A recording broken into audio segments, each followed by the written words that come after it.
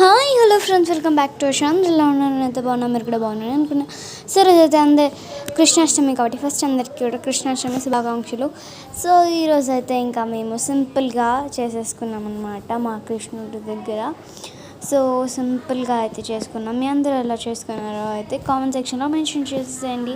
So ఇంకా మా పూజకి చూసేసారు కదా, చాలా బాగుంది ఈరోజు. చాలా అన్ని రకాల సాంబ్రాణి దీపాలు అన్నీ పెట్టేసరికి చాలా కళ వచ్చింది. సో చూసారు కదా, రాధ గోపిక అలా అన్నీ కూడా మా ఇంట్లో ఉన్న పట్టాలు, ఇంకా కృష్ణులు గోపికలు ఉన్న అన్నీ కూడా ఇందులో అయితే నేను క్యాప్చర్ చేశాను.